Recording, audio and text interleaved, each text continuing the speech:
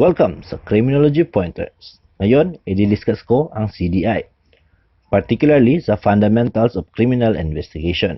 Naghanda ako ng mga katanungan at sasagutan natin ito. Ngayon, simulan na natin. 1. The question how in the cardinal points of investigation can answer the blank. Set A. Character, B. Modus operandi, C. Intent, or D. Setting. Sagot ay modus operandi. May 6 na cardinal points ang investigation, or also known as 5 W's and 1 H.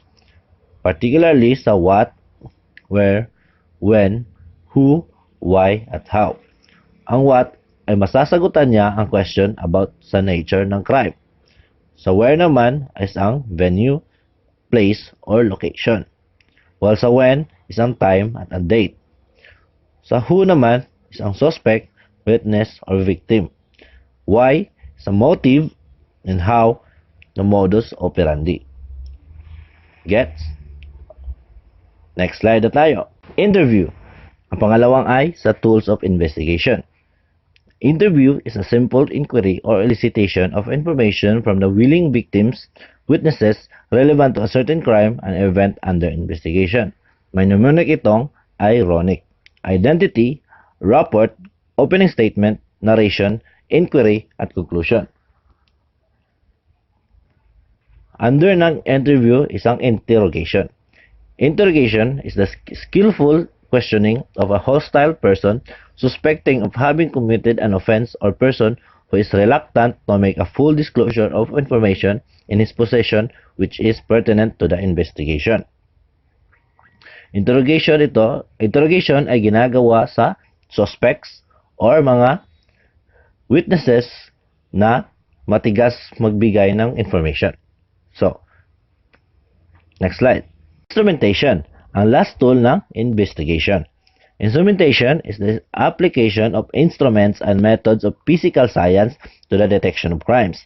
In cases where there are no significant physical evidence to be found, then the use of instrumentation is relatively unimportant. Instrumentation, dito na papasok yung criminalistics. Okay, next slide. It is the direct admission of guilt arising for the commission of a crime. Set A. Admission, B. Confession, C. Honest, or D. Extrajudicial admission. So, sagot ay confession. Confession. It is the direct admission of guilt arising for the commission of a crime. Admission. It is a self-incriminatory statement by the subject falling short of an acknowledgement of guilt. It is an acknowledgement of fact which guilt can be inferred. It implicates but does not incriminate. So, confession, direct admission of guilt, while admission is a self-incriminatory, means self-serving, or kagaya ng aamin na yung suspect na siya yung pumatay, ngunit may kadugtong na pero. Ako yung pumatay, pero or kasi self-defense. So, yan yung admission. Pag di niya ma-prove na self-defense yun, so, yung admission niya can be used against him. Yan yun yung admission. Okay? 4. These are criminals whose pictures are available from the police files and records. Set A. Unknown criminals, B. Acknowledged criminals, C. Known criminals, or D. All of the above. Answer? Answer dito is known criminals. Next. Kinds of criminals identified by witnesses. Known criminals and unknown criminals. Known criminals, these are criminals whose pictures are available from police files and records. While unknown criminals, these are criminals whose identification are furnished by eyewitness only. So, known criminals, yung mga may police records na. Yung mga dating nakulong or nahuli na may records na sa police station. Well, unknown criminals is ang eyewitness pa lang or ang mga witnesses pa lang ang naka-identify. Okay. Next. 5. These are the pieces of evidence that will link the suspect to the crime scene. Set A. Corpus delicti, B. Associative evidence, C. Circumstantial evidence, D. Tracing evidence. Sagot, associative evidence. Corpus delicti, it is the body of the crime or fact of specific loss or injury sustained. It constitutes the essential parts or elements in the commission of the crime. Associative evidence, these are the pieces of evidence that will link the suspect to the crime scene. The suspect may leave some clues at the scene such as weapons, tools, and garments. Tracing evidence, articles which assist the investigator in locating the criminal. Corpus delicti, body of crime. Associative evidence is mga tools, weapons, and garments. So, associative evidence, kagaya ng sa weapon, makukuha yung fingerprint ng suspect. Or tools, garments. So, mapapatunayan na galing sa crime scene. While sa tracing evidence, assist the investigator in locating the criminal.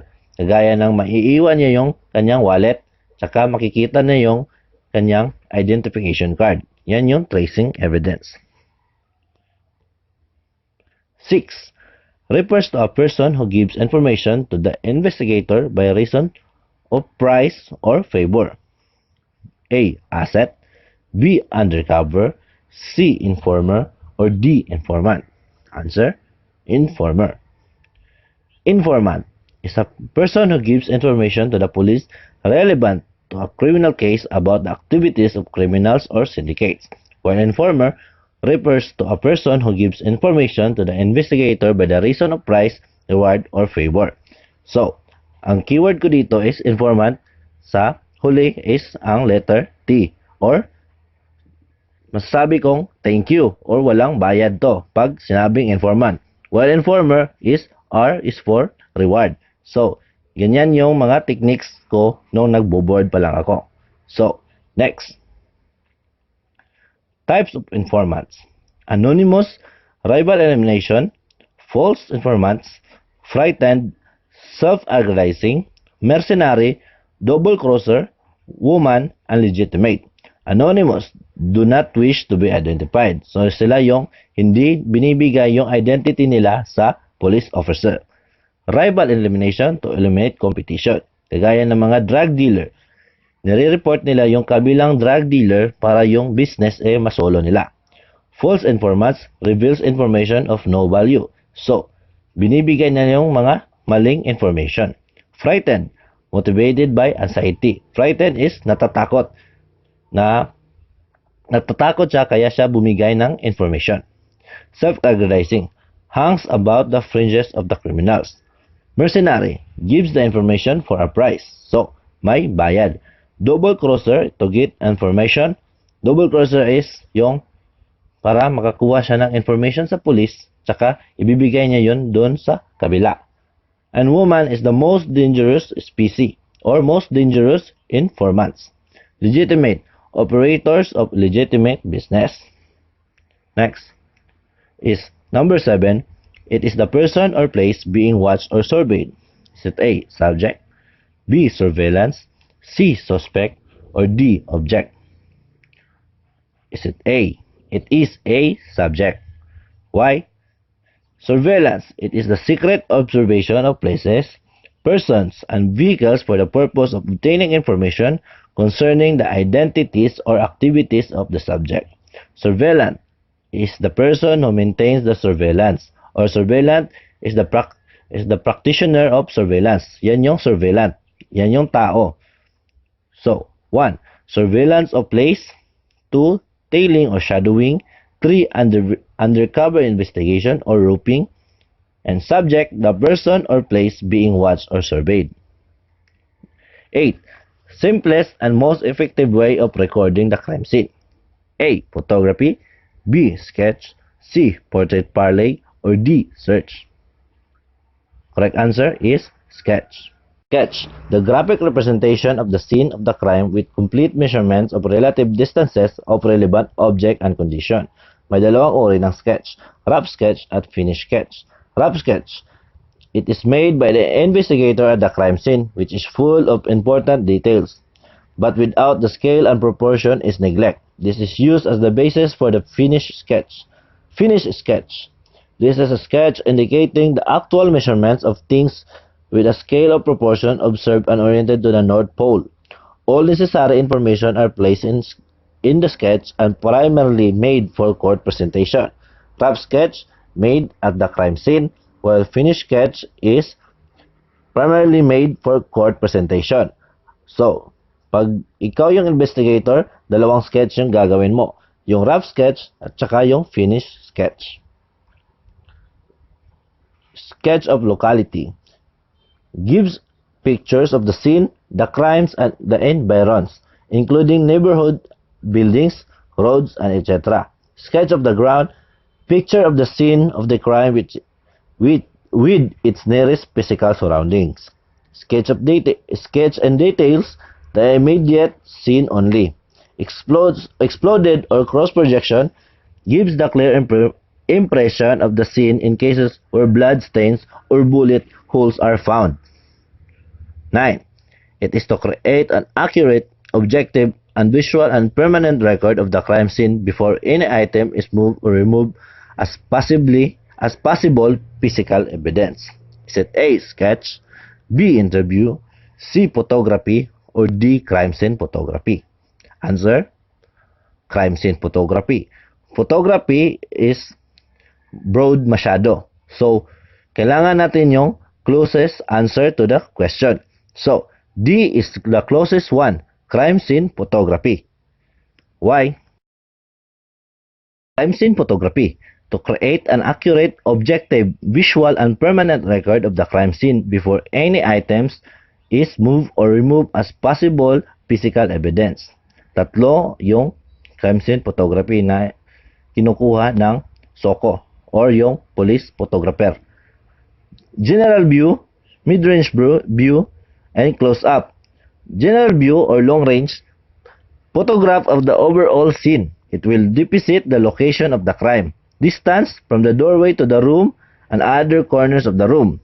Mid-range photograph shows the nature of the crime, distance 8 or 10 feet from the victim. Close-up photograph shows the details of the crime, distance 5 feet or less from the subject or object. Next slide. 10. Last number. It is the number of persons who handled and possessed the pieces of evidence the moment they were collected, marked, and tagged up to the time of the final disposition of the case. This should minimize as much as possible. Is it A. Evidence custodian, B. Chain of command, C. Chain of custody? Answer: chain of custody. So, yan na yung mga 10 tanong ko. At sana may natutunan kayo ngayong araw na ito. So, maraming salamat